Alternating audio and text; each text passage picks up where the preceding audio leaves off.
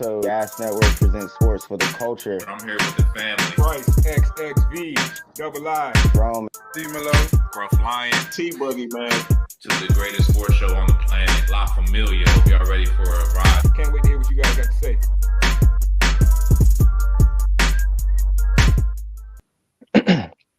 Yes, sir. You know what it is, man. It's your favorite sports show coming to you live on a Tuesday night. I'm your man, Young Rome 22, the host for the night, Sports for the Culture. We got a great show to get into. Lots of good topics. We're going to start with some NFL Combine. We just had a crazy conversation backstage, some Kyrie Irving, Aaron Rodgers type stuff. Might get into a little bit of that. Who knows? I'm going to let the fellas introduce themselves tonight, though. And I'm going to start with let's go with the top left. At Bryce, XXV, Double I, a.k.a. Mr. Big Leaguer, a.k.a. my mama's favorite gas panelist. Ready to get into it tonight, fellas. We definitely had some interesting conversations before the show started. And you know what we kind of talked about? Like, should we air these type of conversations? And it's either one or two things going to happen. Y'all going to love it or we're going to get instantly canceled. I don't know if it's worth the risk. Yeah. I mean, I think we got to give the people what they want, and they might want that spicy Aaron Rodgers kind of sports take. That we could only give them here at Sports for the Culture. But let's keep it going with the introductions. Kick it to my man, top right.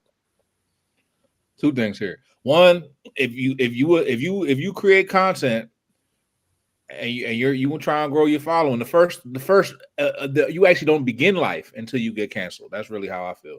Like that's how you begin your life as an influencer. If you don't already have a following. Now, if you have the following, you could get canceled and lose something. But if you don't got nothing, you start from ground zero, bro. But yeah, so that's one. Two, shout out my man Jason Kelce, man, for the retirement, man. 13 years in the NFL.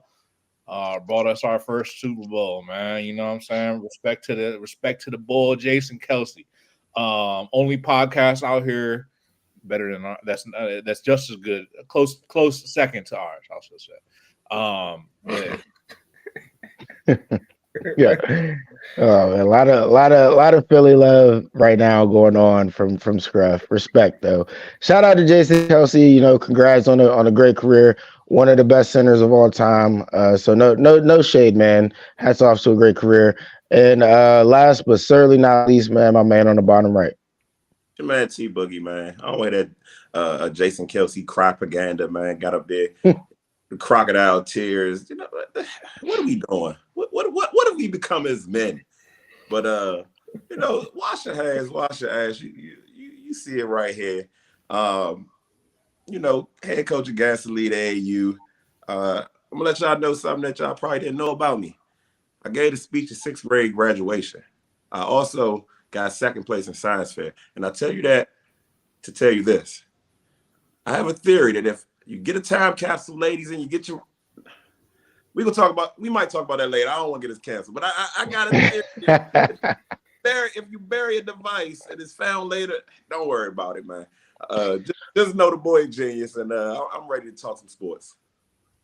Hey, yeah, like I said, the pre-show conversation was a little wild today. T had a crazy theory. Like I said, we might have to touch on that theory a little bit later. But let's go ahead and kick it off with the sports. It's like I always say, you come for the sports, you stay for the culture. So let's kick it off with this NFL Combine real quick, man. Honestly, let's take it here. We had this conversation in the group chat, and let's start here. Is the NFL Combine like a thing of the past? Like, or is this something that we should really be concerned about? The NFL, obviously, money maker, $1 billion industry, makes a ton of money off of this product, which is why it gets talked about the way it does. But as you know, the smart sports individuals we are, is the NFL Combine really worth all the fuss? Scruff, I'm gonna start with you on this one. Man, there's several ways to look at this. First of all, to answer your question, it's overrated. Let's start there. It's overrated from an evaluation standpoint.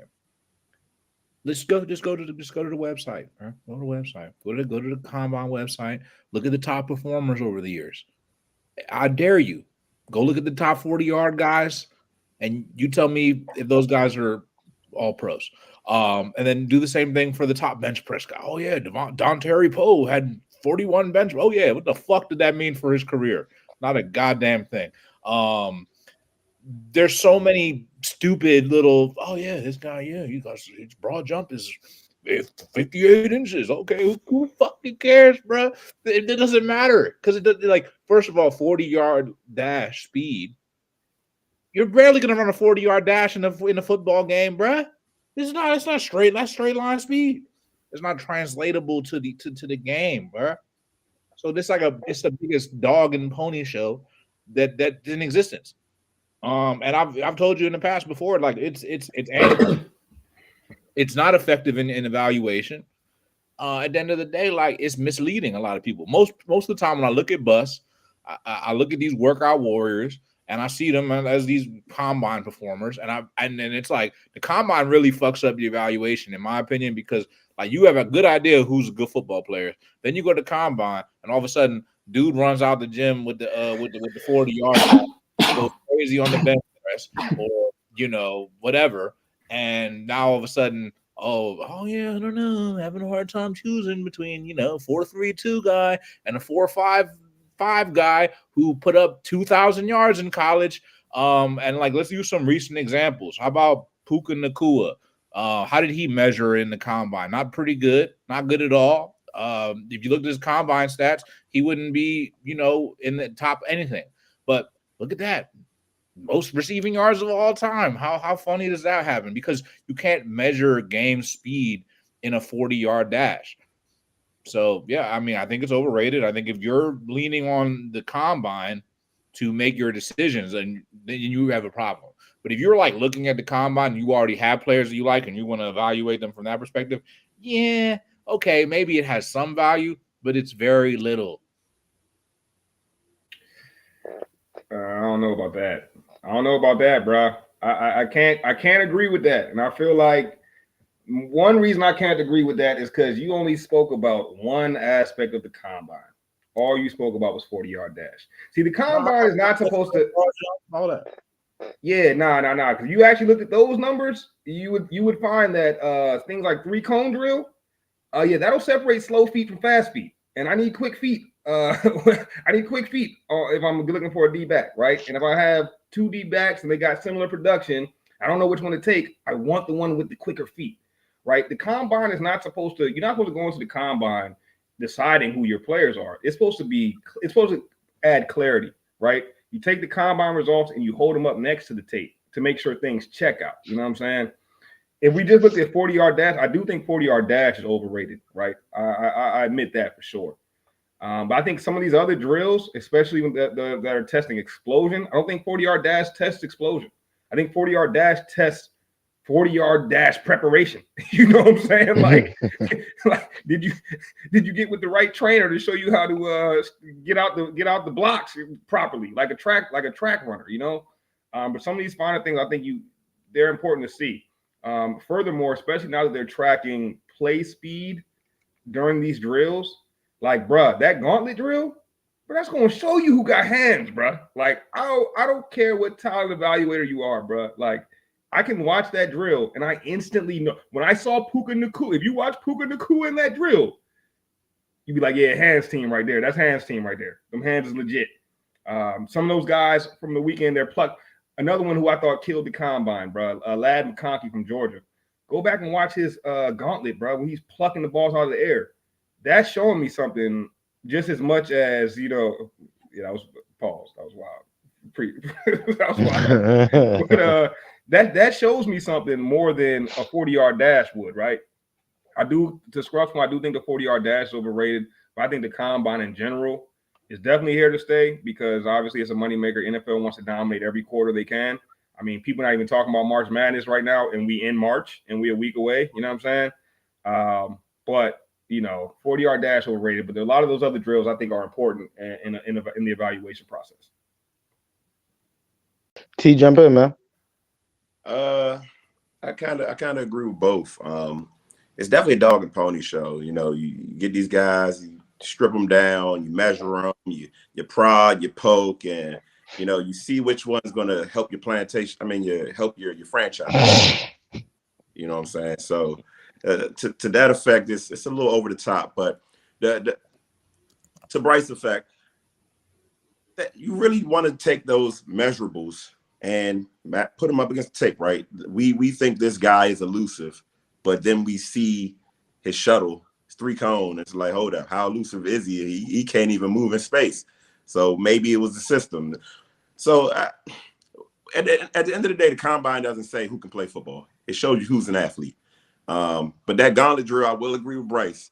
You watch some of those receivers get through there and you say natural hands, you know what I'm saying? Soft hands, pass catcher. But other than that, this is really the NFL's best product. The games and all that is great, but the games are exciting within themselves. The NFL has found a way to make an area that all sports have and stretch it out over a week and make it must-see TV. They found a way to polarize something that shouldn't even be polarizing. I mean, guys run a time, he runs a time, but no, his game speed. Like you're getting fans arguing with fans. You're getting analysts arguing with analysts. So this is just a hat tilt to the NFL and marketing and what it's been able to do as a sport. We don't see To your point, T, I don't know if you guys noticed, there was a huge crowd at the combine this year. I don't know if any of the years I've watched the combine, which is every year since probably middle school, that I've seen like a crowd that large in Indy for the combine. Is this the first year they opened it up to like everyone? I'm not even sure, man. Because when that dude ran the 4.22, man, they were loud in there. There was a big pop.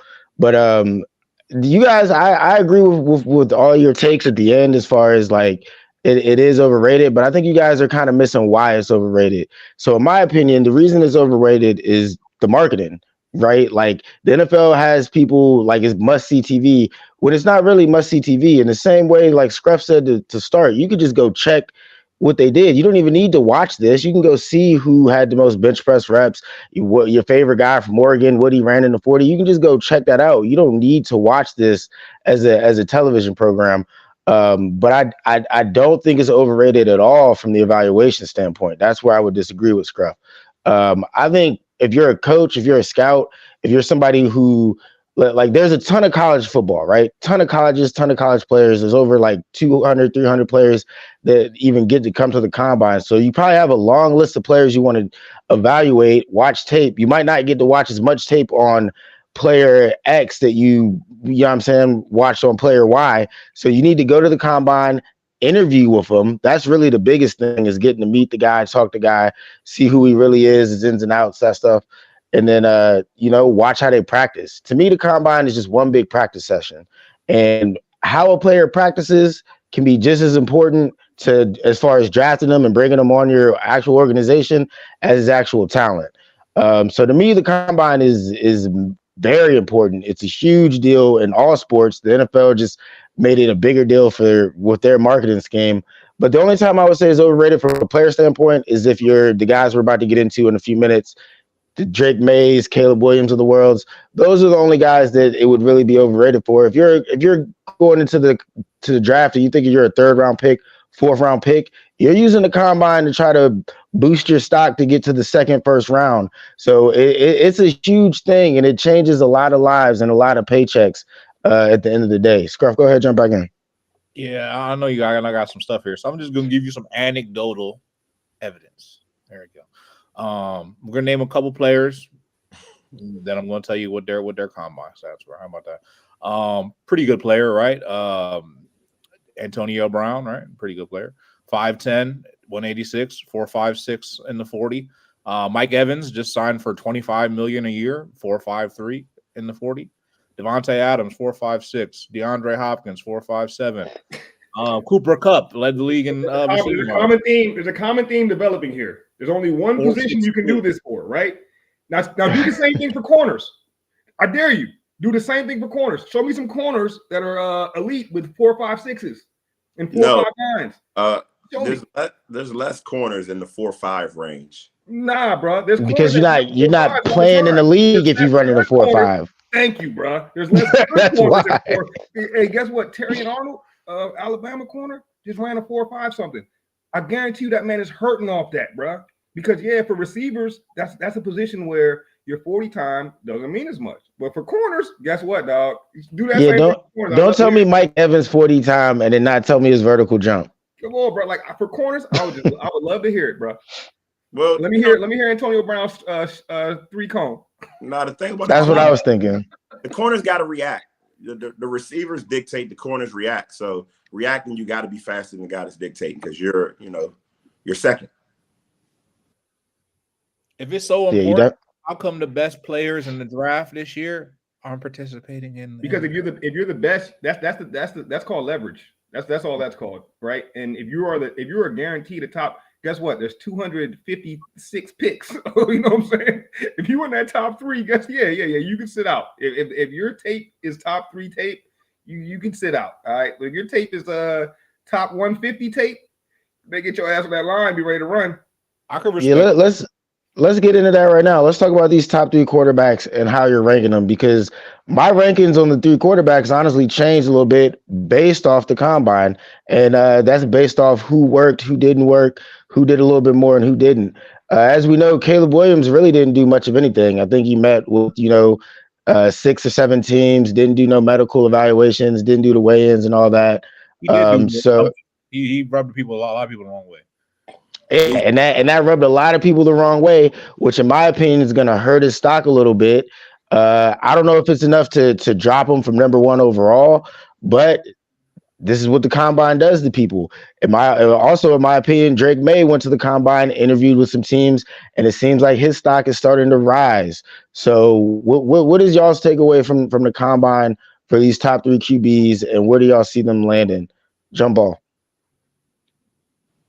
I'm gonna jump right in. I think the combine for those 3 guys, right? It was a chance for people to see them in person, right?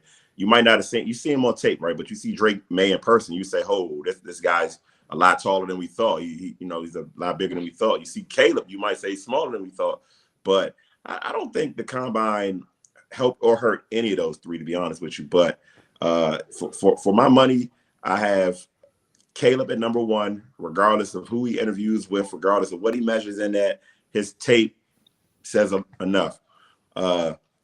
Number 2, and I'm not trying to find some sort of loophole here, but it does not matter who goes number 2 because they will do better than whoever goes number 3. All right. So whether you take McDaniels 2 or May 2, whoever goes to 3 is going to fail. I've said this in the group chat. I've said this online. New England is going to be hell for a quarterback. If all things were created equal, I'm taking McDaniel. But Daniels, my bad. I called him McDaniels. You know what I'm saying? Game D's, but I'm taking Daniels. Just because he can run, and I think those legs can help a young quarterback early. That's other than that, I think these guys are pretty close outside of Caleb. I think Caleb's A, and those guys are B1, B1A, B1B, B whatever.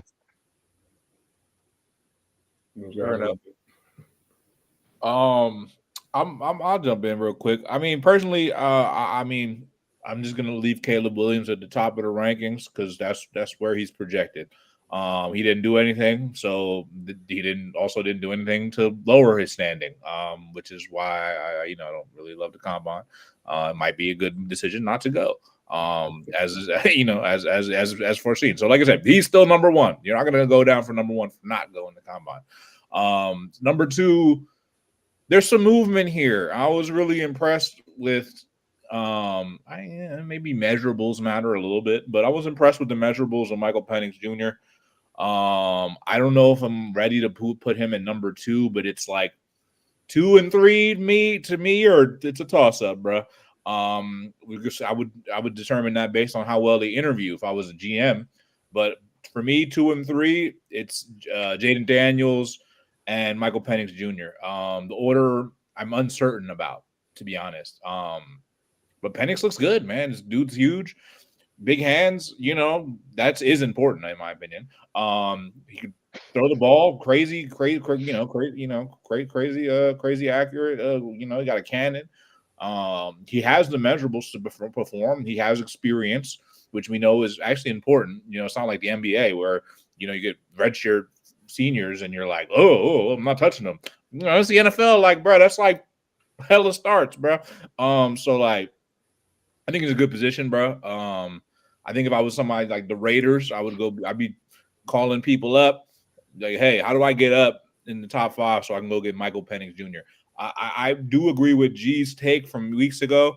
Not that Caleb Williams is a bust, but I do think that Michael Penix Jr. is a certified player. And then the only thing that you only asked for my top 3, but somebody that's going down my rankings is JJ McCarthy.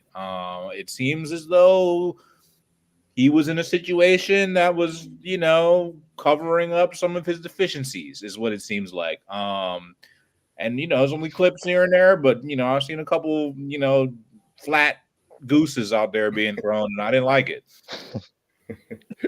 My man said they weren't ducks, they was gooses. I feel you.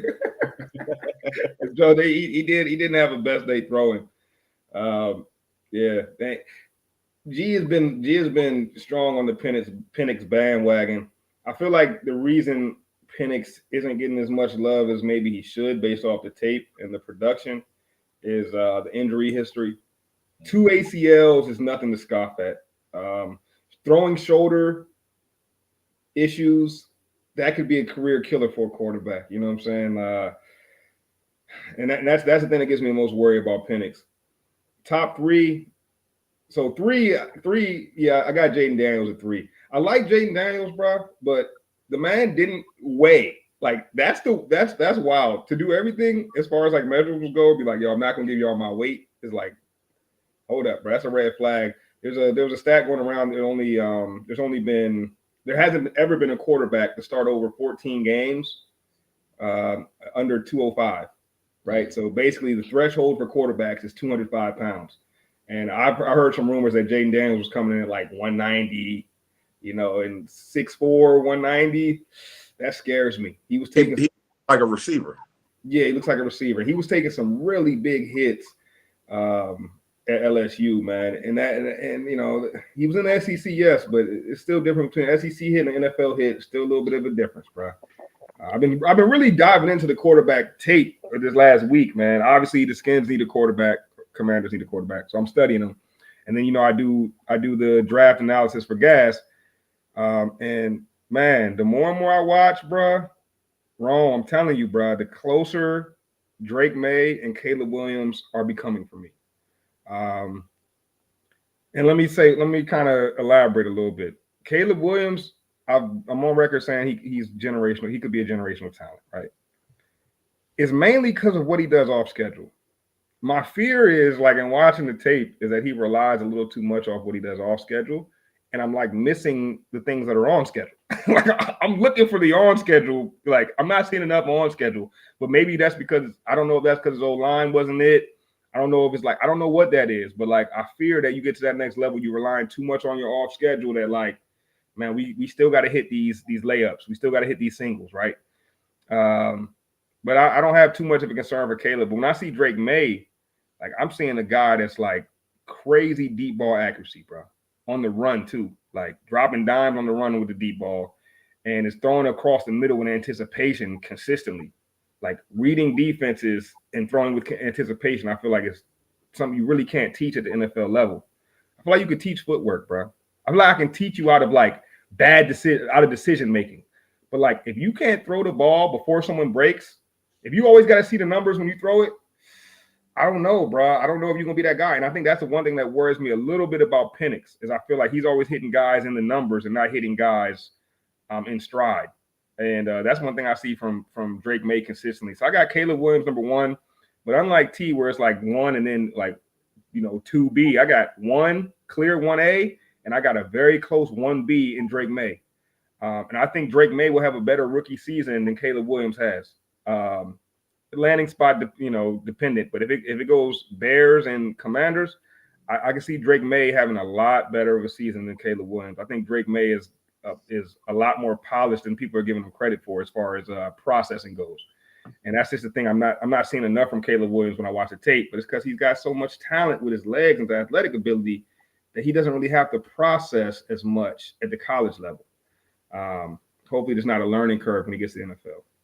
Yeah. So a couple points that Bryce just made, man, and this is why Bryce does the analysis for Gas when it comes to the draft in the NFL. The reason I agree with you on Drake May, and from what I've been reading and hearing, is that's what the NFL is looking for. What Drake May does, his style of play, you said the key words, on schedule. That's what the NFL execs are looking for. That's what GMs are looking for.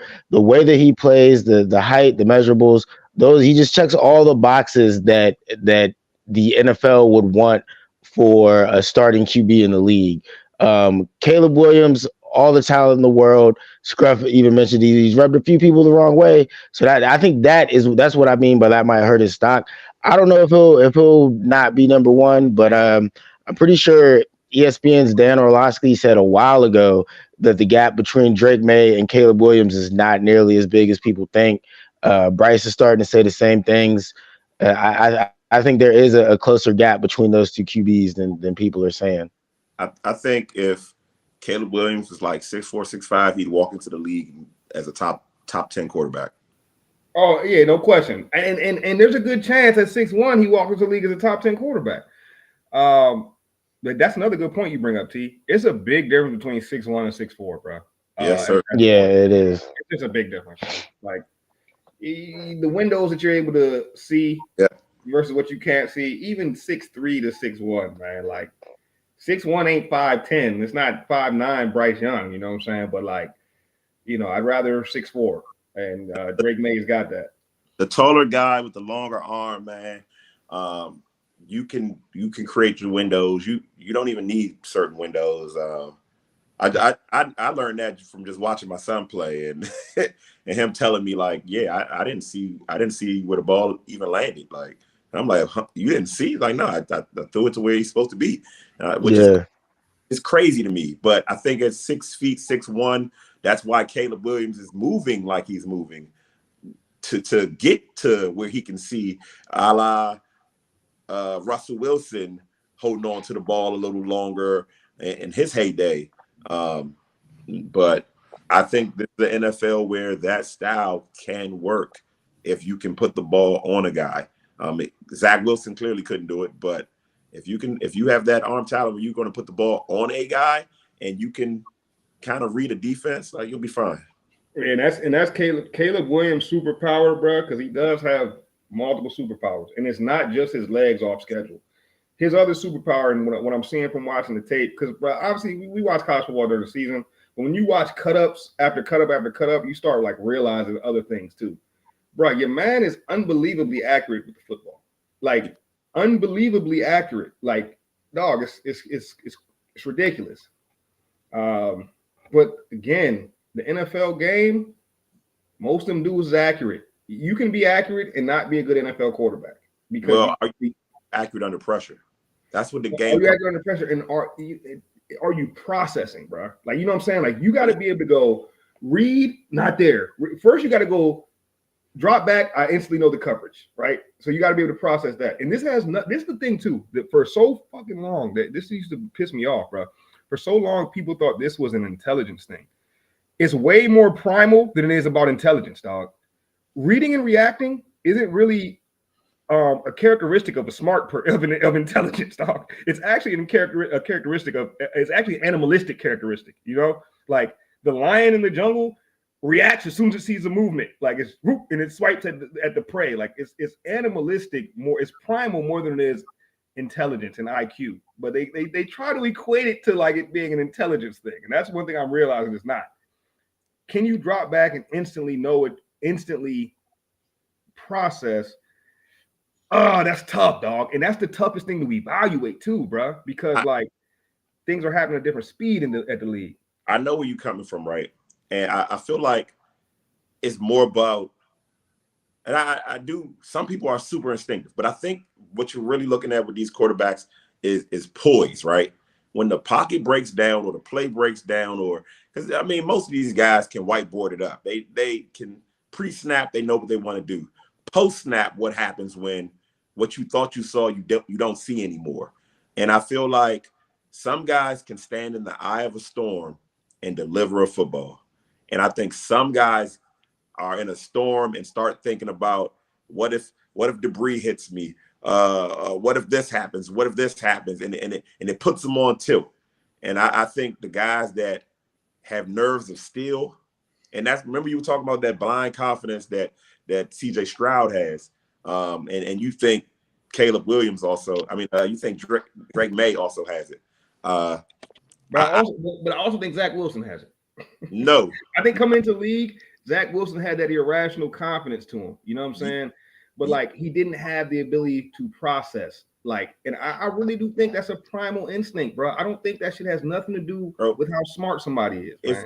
If you throw an interception and it affects the rest of how you play the game, that's not the guy you want behind center. So and you see this with some quarterbacks.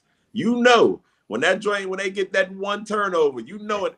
The rest of the game, every pass looks shaky. Did y'all experience some of that with Sam Howell? Do we see any of that with these top three guys though, or even some of the guys the Scruff name? Because I think Caleb Williams, me personally, he's not my favorite QB in this draft, but I think he's going to do fine regardless of the squad that he goes to.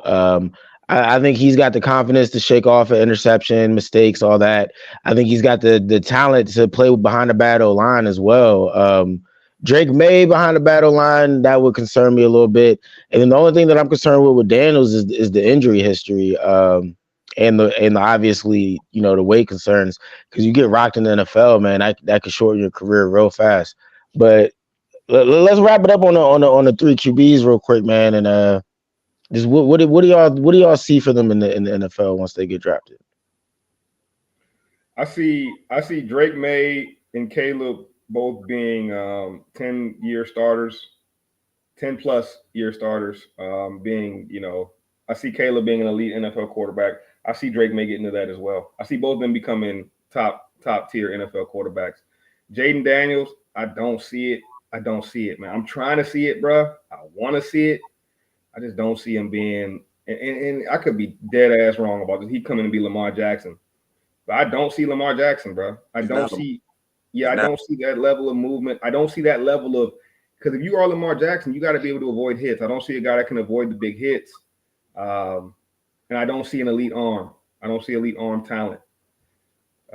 But we gonna see. I could be wrong about that one though. Closer to RG3 than Lamar Jackson. That's my first comparison I made when I saw Jaden Daniels. I was like, he kind of reminds me of RG3, bro. Straight line speed, not so much, lateral movement, but and durability concerns like RG3. I think Jaden Daniels might have some splash plays in the NBA and the NFL, but I don't know if he's gonna be able to play all those 10 years, like you said. Thing about Drake May is he does have the measurables. I don't know. I'm just not buying it, bro. I'm just not buying it. Caleb Williams has the utmost confidence. Any brother that can live in Los Angeles with that haircut has tons of confidence. So, I think you get 4 starters out of this draft. I think you get probably 2 perennial Pro Bowlers and 1 Hall of Famer. I'm not going to say who they are. No, bro, that's you can't just do that and not say who they are, bro. What you mean? I'm not going. Who are they? Like, this is the question. He asked, "What do you think about it? Who are they?" How many now? I think you get 1 Hall of Famer, 2 Pro Bowlers, and 4 starters. All right, who are they, bro? He trying to save his face. All right, T. At least do it like this. You don't got to name the Hall of Famer or the Pro Bowler. Name the 4 starters. I think we'll figure the rest out. But what he's setting himself up for is if Spencer Rattler hits, he can be like, "I told y'all it was one." No. One the 4 long-term starters I think you get is Caleb, whoever goes number 2, Spence, and I like Penix. I like that take, T. I like that. But I'm really, really high on Spence. Hey, I seen some people saying that Spencer Rattler was the most like Patrick Mahomes in this draft class. Spence has the most arm talent in this draft. Like looks the most like. Nah, no disrespect to Spencer Rattler though. I think that's another guy. Back to the combine convo, the combine, the Senior Bowl, all these evaluations leading up to the draft. He's used those very well to raise his stock and to boost his status. So I wouldn't be surprised if he ends up in that 3rd round pick range. I'll tell you what, let a team like the Steelers get a Spencer Rattler, somebody like that, somebody that's drafting late. They're gonna regret that. And there's plenty of 3rd, 4th round quarterbacks that have been great. We talked about Russell Wilson earlier. Kirk Cousins was drafted mid round. So Spencer Rattler could have a very bright future ahead of him. I don't know, but 3rd or 4th round. I mean, he looking like Jalen Hurts level, where he might end up getting slid into the 2nd round because like people gonna see it. People see it, bro. Keep an eye on where the Broncos go with their quarterback. Wouldn't be surprised if the Broncos went for a guy like that, especially considering the fact that they in debt. Sean Payton's looking for his guy. Yeah, Spencer Rattler could be one of those QBs that come off the board a lot earlier than people are thinking. But while we talking drafts and combine, man, who y'all got a favorite non-QB prospect? I know QBs run the world, man, but it's a lot of other positions out there. So who do y'all see outside of like the Marvin Harrison Jr.'s of the world? Who y'all have as a favorite prospect in this draft? Damn, I can't do Marvin Harrison Jr. What's wrong with that? I mean, that's like the low hanging fruit, man. That's an easy one. Yeah, I got a couple, man. Oh, go ahead, Scrub. My bad. Skip me because I was gonna say Marvin Harrison. No, I think my favorite prospect, man, and regardless of round, I think he'll probably end up being 2nd, maybe 3rd, because the position's so undervalued. Man, Blake Corum from Michigan, I think is a can't miss running back prospect, man. And I think he's gonna get missed because of some measurables, namely height and weight, probably. But man, bro, you turn on that tape. Blake Corum he's special, bro. He makes everybody miss in the tackle box. He's got the breakaway speed. I know they was criticizing his breakaway speed a little bit. And we know who Joe Alt is, right? He's a top 1 or 2 tackles prospect ranking this season. Blake Corum beat Joe Alt on the bench press, bro. Like in a 5'8", 5'9" package, running, only 218, 220, whatever he weighed. To be bench pressing more than the top tackle is just ridiculous, man. I think Blake Corum comes in as instantly one of the top 15, 20 running backs in the league. I think Blake Corum ends up being one of those guys where maybe he's not a 1st round pick, but when we get to fantasy football season, he's at the top of everybody's draft boards because it's clear very early on once training camp and mini camp starts that this is a guy that's going to take the league by storm. I think he's going to be a very, very good running back in the NFL, man. So that's my favorite prospect, non-quarterback right now. Okay. T, you got a favorite non-QB prospect? Yeah, I got a running back because I don't like Blake Corum. I think he's probably the 4th best running back in this class. I like my guy from Tennessee, Jalen Wright, I think his name is. Just ran 4.3.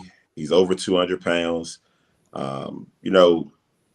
When you have that type of speed, and this was the stat that really put it over the top for me. The first 5 yards of his 40, right? Because the first 5 yards is everything for a running back. He reached 15 miles an hour, which was higher than everybody.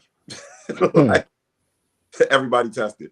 Everybody that has been tested in that first 5 yards. I guess it's a new measurement, but he was faster than what's my guy from the little running back from Miami. The Mostert? A-Chain? Yes, he was. Yes, A-Chain. His first 5 yards, he reached a speed higher than A-Chain, which lets me know you are crazy explosive. That's the type of guy I want for the 49ers. If you get to the 2nd level, you're just running past guys at that point. So that's my guy. Okay, that's a solid one. Gruff, who you got? I guess you don't want me to name a 1st round guy, so I think that's kind of the essence of the question, right? So I'm gonna go with a second generation baller. Jeremiah Trotter Jr. is a guy who I'm particularly fond of in this draft, particularly for my team with a really bad linebacker room. Love to have a caliber player like that. There are some things that go and pass down generations. And with that being said, I would go ahead and throw the number 2 there, and probably should be my number 1. But we don't need a running back. But hey, Frank Gore Jr. I mean, how about all the juniors? Every junior is a dog. How about the pedigree? How about the pedigree there? You know what I'm saying? Built like a Ford truck. That dude Frank Gore played in the league forever. He defied all odds, bro. He played in the league in the most difficult position, took on the most tread on his tires, and that motherfucker just kept on rolling for years. And you got to say that's good genes, bro. You passing that on to the kid, bro. Now you got to run him back again. I mean, you're guaranteed to be a good player in the NFL. I don't see any way that he's not. The only one that's not a second generation I wouldn't pick, obviously Marvin Harrison Jr., stud. I ain't buying that Jerry Rice kid though. I'm rocking. Bro, hey, this year I'm rocking with all the lineage players. They are all nice from what I've seen, bro. Gore Jr., I rock with him. If Gore Jr. was 6'3", he'd be Lamar Jackson because he was playing quarterback over at Southern Miss and he was cooking. You know who else I'm rocking with? Chris Jenkinson. Chris Jenkinson gonna be a problem too, bro. Yeah. His son came out this year. He about to be a problem. You know who else about to be a dog? Yeah, your boy Christian McCaffrey got a little brother coming up, T. And he coming out of Rice. And I think he gonna be all right too, bro. I like all these lineage players this year. Bro. Yeah, I've seen a couple 49ers fan draft boards that had us taking McCaffrey, Rice, and Gore. That'd be crazy. Yeah, that's a great. Hey. I interviewed them all, and it seemed like something y'all would do. Y'all real big on this lineage thing. I don't want. Y'all like the Lakers of the NFL. No, I don't want none of those guys. They might have. We got some hot takes in the comments. Fathers first out here. Marvin Harrison Jr. is Devontae Smith 2.0 in the NFL overhyped. That's crazy. Let's talk about that real quick. That's crazy. Marvin Harrison Jr. is probably the most surefire thing in this draft of all players. Hold on. I need some clarification as to what Devontae Smith 2.0 is, because I don't see a problem with that. All right. Second best receiver on your team is what he's getting at. But I'm not on the other team though. But okay. I'm not. I don't think father first is too far off. I think Hans was on to something with this one, bro. I'm not that I dislike Marvin Harrison Jr., but Malik Neighbors, about not too far off from Marvin Harrison Jr. Rome Odunze, not too far. There's another guy from LSU, Brian Thomas. I think it's Brian Thomas Jr. Brian Thomas is a dog, bro. Like, I could see him coming into the league and being an instant impact receiver. When you get as much hype as Marvin Harrison, that's a lot to live up to, bro. And it's like the hype might surpass the production. Marvin Harrison has a Julio type of ceiling. And I think that's the thing you're drafting. Whether he gets there or not, I don't know. But it's not Devontae. Hey, you remember when Kyle Pitts was coming out? They were telling me, all these analysts were saying that Kyle Pitts was the biggest can't miss prospect. He got so much hype. Hold on. Kyle Pitts, let him get a quarterback out there. Let's say Kirk Cousins makes his way out there. Yes. And Kyle Pitts, tight end number 1. I hear all that Laporta and all that. If he gets a quarterback that's going to throw him the ball, you better take this guy number 1. Bryce, I know you remember Kirk Cousins with Jordan Reed. Imagine Kirk Cousins with Kyle Pitts, bruh. That'd be crazy. Kirk Cousins with Kyle Rudolph.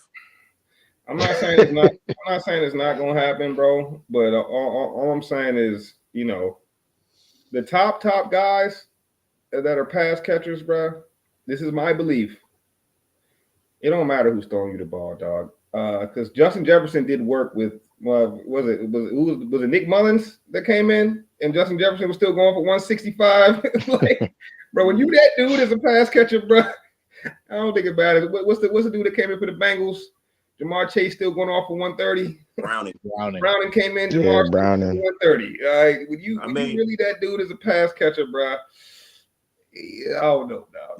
You gotta look at Pitt's system, man. He was in there blocking a lot, blocking more than System was Drake bad. London was still snapping. Yeah, the system wasn't a good fit for him, but they got a new offensive scheme this year. They're gonna be looking a lot different. Like, it's like, everyone over the years talked about how like Lamar just couldn't throw the receivers, you know what I'm saying? But Zay Flowers comes in year one and he looking like you know what I'm saying? Like, I don't know, bro. I just feel like when you a pass catcher, Different system though. You know what I'm saying? They was playing that same that Romeo you know what I'm saying? What's my man's name again? Yeah, Greg Roman. They was running that Holy Spirit offense over there. With them receivers ain't eat either. Nope. Them tight ends was getting work though. We're gonna see. We're gonna see, man. I like Marvin Harrison Jr. I love the tape, bro. I do. But that's a lot of hype, dog. And I hope he lives up to it. But it's a lot of hype. There's a 0% chance that Marvin Harrison does not live up to the hype. This guy is going to be an all pro. I don't think it's that close. I like a lot of the receivers. I like Xavier Worthy. I think that guy could potentially be better than everybody on this list. But Marvin Harrison and Xavier Worthy are the only guys. When I look at the tape, I feel like you have to game plan against those guys. They can beat you by themselves. Like their skill set alone, they can get it done. I feel that way about the Doomsday as well. I disagree, man. I think Harrison Jr. has that type of talent to where you really gonna have to game plan for him. You can't just let him beat you. I think he's gonna come out right out the gate and be a top flight receiver because if he goes to Arizona, forget about it, bro. He's already gonna have a great receiver. He's gonna be the number one receiver off the rip, bro. He's gonna be there with Hollywood Brown. Hollywood Brown's clearly the number 2. Harrison's the number 1. That offense, Kyler Murray could get him the ball, bro. Marvin Harrison Jr., especially if he goes to the Cardinals, I don't think he could fuck up anywhere he goes, but he goes to the Cardinals, bro. It's a done deal, bro. Yeah, I mean, he's got everything you're looking for in a wide receiver, that's for sure. You know what I'm saying? All I'm saying is it's a lot of hype, bro. And I wouldn't be surprised it wouldn't shock me if he's not the best receiver from this class, dog. Like, what's the last receiver that went first that wasn't the best? Wasn't the best from their class? Like the first, like the top receiver taken that wasn't the best? Yeah. I think that happens every single season. I mean, look, I was gonna say whoever went the year with Justin Jefferson. I mean, yeah, like I would say the last one that was probably the best that was taken was probably Jamar. Like Jamar probably has proven to be the best from that. He was like what, number 4 overall or something like that. Who went before Justin Jefferson? A lot of you. A few people, yeah. Jalen Reagor for one. Yeah. Jalen Reagor for one. I remember that. That was weird. That was the Alabama, Jerry Judy, Henry. Jerry Judy went first. Bro. This how it shakes out, bro. Like, receiver Jefferson even played that the season before, right? Didn't Jefferson sit out the season before LSU? Nah, that was Chase to set out. Yeah, no, I think Chase was hurt, right? Was he hurt? No, I think he just set out. Like, yeah, COVID. Okay. Oh yeah. Yep. Facts.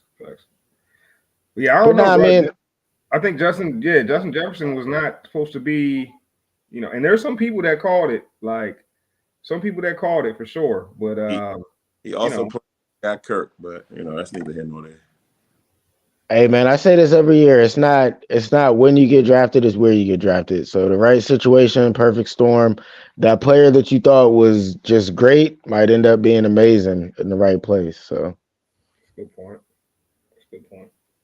But yeah, fellas, let's talk some basketball right quick. But while we still got a little bit of time, man, March Madness is starting. So I do need to get y'all's take real quick on the game that we got this Saturday, UNC versus Duke. Let's do this kind of quick, man, so we won't run out of too much time here. Who y'all got and why? I'm gonna start with Coach Boogie. Yeah, because my phone get right down anyway. I'm a UNC fan. Let's go Tar Heels, baby. But you gotta love the Blue Bloods playing each other. But give me North Carolina. I like Baycott and RJ over Filipowski and Roach. Like, I don't even like their last names. All right. So I'm going with Davis and Baycott and UNC. Even though Duke just beat the dog crap out of UVA, which is crazy. So Duke is firing, bruh. Duke is firing on all cylinders right now. But give me North Carolina. I'm gonna play some parlays on that one too. I'm gonna take North Carolina by like 2.5, 3 if I can. Bryce, who you got? No, I'm with T on this one, man. That combination of Davis and Baycott is just too experienced at this point. But shout out to like Duke and UNC being back in the top 10 playing each other. Last year they played each other. It was a year before. I think last year they played each other. It was the first time neither team was in the top 25, and it looked crazy, bro. It didn't even feel right. So shout out to those two programs reviving themselves.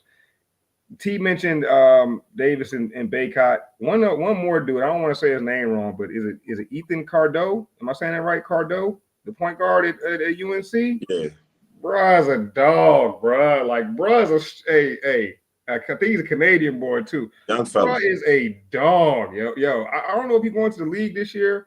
He might need one more. He might need to come back for one more season. He could go this year, bro. If he puts his name in there, he's gonna get drafted because Cuz is cold, dog. And to me, he's the reason why UNC might make a deep run in the tourney this year. He's allowed RJ to play off the ball, like.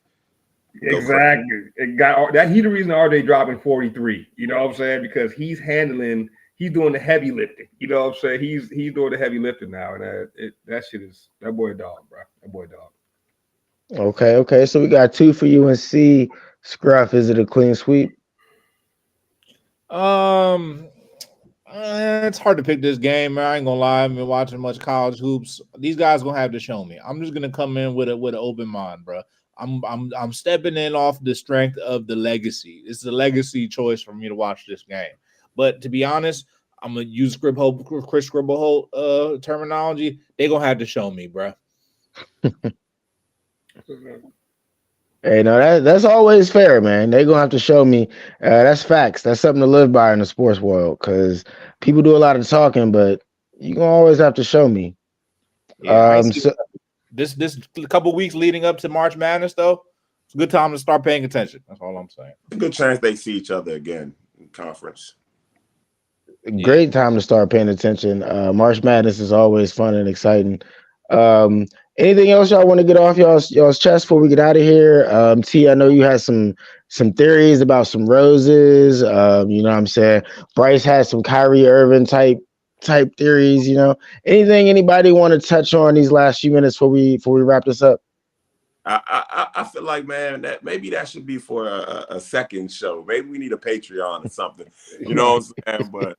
But you know, if you got any of my social medias, let me know what you feel about this, man. If an ancient civilization 3,000-4,000 years from now comes back and digs up a woman's rose, and if you're savvy enough, you know what that is. What do they assume that device is?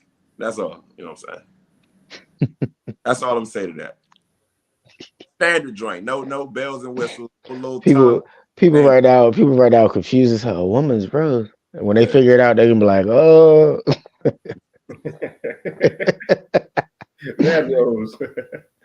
That's funny. Nah, all right, man. You know, we're gonna end this one the way we end every show. As always, man.